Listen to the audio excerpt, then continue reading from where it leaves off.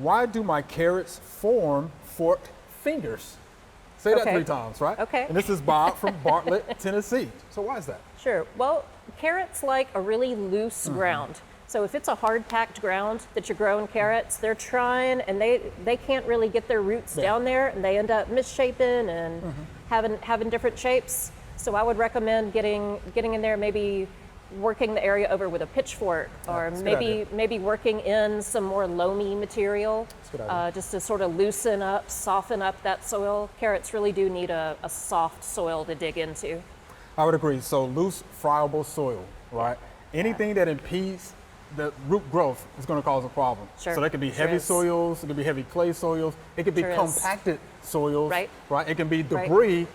And the last one just popped in my head, it could be nematodes. Yeah. Nematodes can also Yeah. cause that, Okay. those forked fingers. So there you have it, Mr. Bob. Loose, friable soils, right? Use a pitchfork. We think that'll help That's you right. out. Good exercise too. Good exercise, right?